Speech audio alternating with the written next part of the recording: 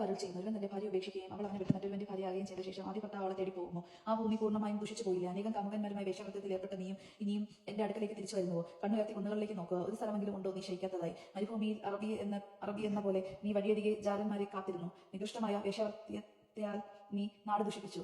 തനിമിത്തം മഴ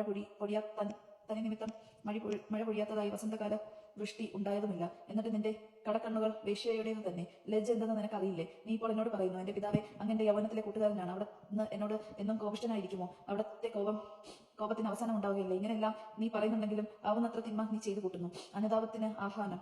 ജോസിയ രാജാവിന്റെ കാലത്ത് കർത്താവ് എന്നോട് അരുൾ ചെയ്തു, അവൾ അവിശ്വസ്തയായ ഇസ്രായേൽ ചെയ്തത് എന്താണെന്ന് നീ കണ്ടോ? എല്ലാം ഉയർന്ന കുന്നുകളുടെ മുകളിൽ സകല പച്ചമരങ്ങളും ചുവട്ടിലും അവൾ വേശ്യാവൃത്തിയിൽ ഏർപ്പെട്ടു. ഇതെല്ലാം ചെയ്ത ശേഷം അവൾ എന്റെ അടുക്കൽ തിരിച്ചു വരുമെന്ന് ഞാൻ വിചാരിച്ചു. എന്നാൽ അവൾ വന്നില്ല. അവളുടെ വഞ്ചകിയായ സഹോദരി യൂദ അത് കണ്ടു. അവിശ്വസ്തയായ ഇസ്രായേലിന്റെ വ്യഭിചാര ജീവിതം മൂലം ഞാൻ അവൾക്ക് മോചനപത്രം നൽകി പറഞ്ഞയക്കുന്നത് യൂദ കണ്ടതാണ്. എന്നിട്ട് കാപടി നിറഞ്ഞ ആ സഹോദരി യൂദ ഭയന്നില്ല. അവൾ വേശ്യാവൃത്തിയിൽ ഏർപ്പെട്ടു.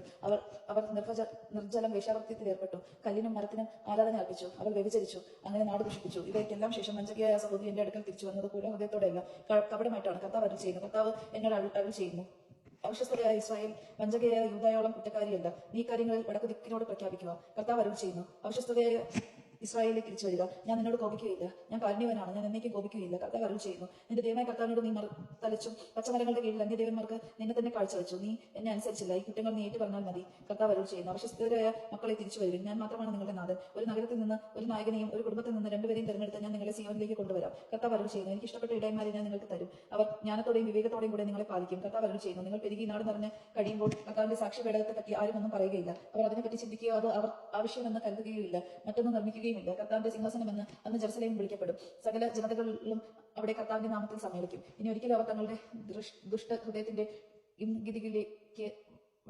വഴിപ്പെടുകയില്ല.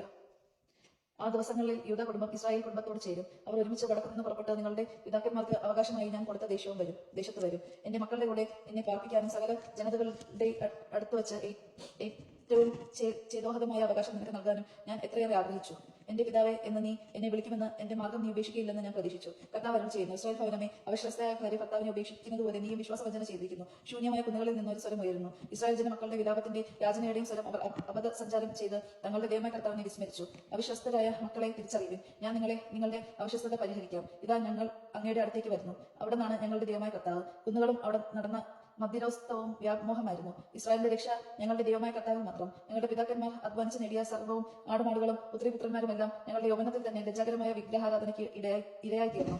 ലജ്ജ വിവശയായി ഞങ്ങൾ സാഷ്ടാംഗം പ്രണമിക്കട്ടെ. അപമാനം ഞങ്ങളെ ആവരണം ചെയ്യട്ടെ. ഞങ്ങൾ ഞങ്ങളുടെ പിതാക്കന്മാരും യൗവനം മുതൽ ഇന്ന് വരെ ദൈവമായ കർത്താവിനെതിരെ പാപം ചെയ്തു. ഞങ്ങളുടെ ദൈവമായ കർത്താവിനെ ഞങ്ങൾ അനുസരിച്ചില്ല. ദൈവജനങ്ങൾ നാം കേട്ടത് നമുക്ക് ദൈവത്തെ സ്തുതിക്കാൻ ക്രിസ്തുവിനെ സ്തുതി.